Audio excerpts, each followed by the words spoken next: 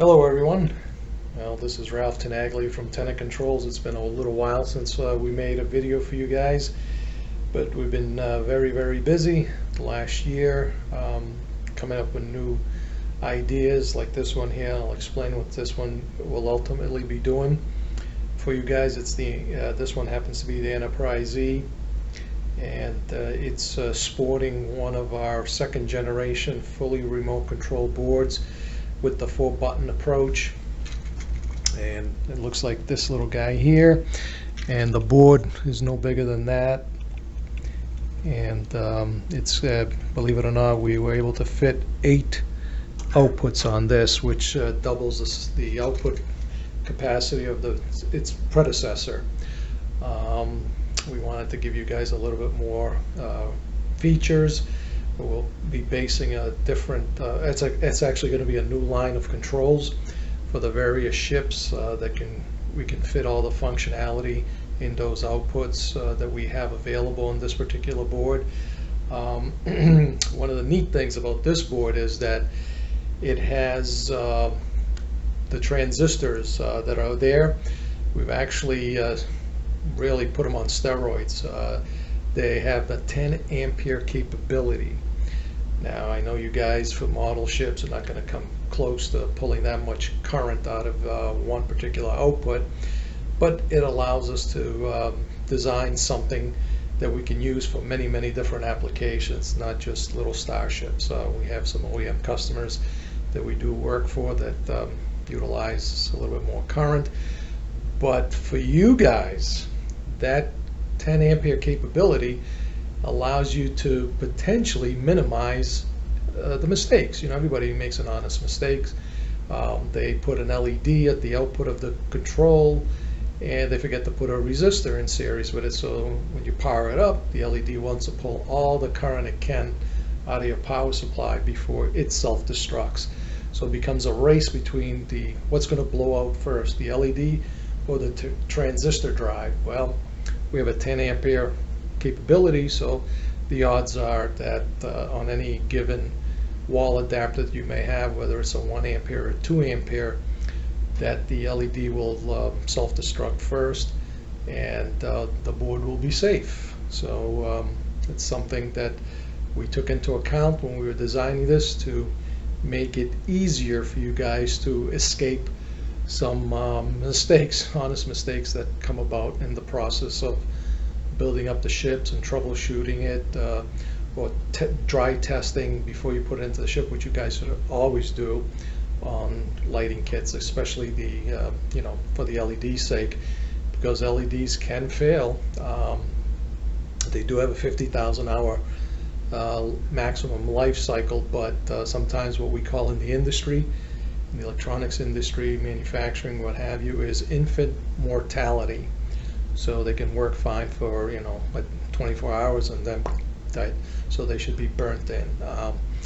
Now, I know you guys know with the camera, I'm in a conference room here, you'll notice the warp nacelles, the blue on this camera, it's kind of washed out, it's kind of whitish. Believe me, in person, it's a nice, beautiful blue, light blue. The Bussards are the nice glowing lava Bussards that we perfected years ago. It's like a rotating, glowing type of effect. The impulse engines have a little bit of animation to them. We have the 2 types of nabs, the quick burst nab with the delay, and you know, the symmetrical nabs on the tails there. So you guys can use both of them, or if you don't want a particular nav, you can hook them all up to either the quick burst nav or the long time-based nav. It's your choice.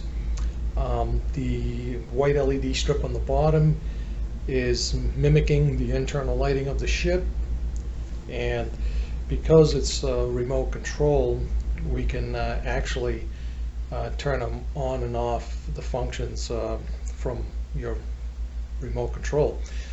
And here we go. So basically what I did is I turned off the nabs, and you can see no nabs, right? Now if we hit this button, By the way, it takes we built it in with about a second delay because we are utilizing 4 buttons, but yet when we're controlling quite a few different features, so some buttons have dual purpose. If you hit them twice, they will turn on or off that particular feature associated with that button. So there you go. I just shut off the warp nacelles. Okay, and if I hit this button here, it's going to take away the internal lighting. And if I hit the same button twice, it removes the Bussard effect, the plasma effect. Now, button number 4 is if you don't want to go through each feature one at a time, you want to turn everything on, you can hit button number D or 4 and it powers them all on, and you can turn them off one at a time. So this one is for the Star Trek Enterprise E. This is for this particular is what we're going to call option A, and it's got all the features you just saw, and you'll notice, I don't know if you can tell, I'll try to zoom in a little bit more, but these are the phaser array, and that's the quantum torpedo. By the way, there's the board, right? Again, how easy is this? There's 2 connectors, one here and one here. It's pretty close to plug and play as you can do.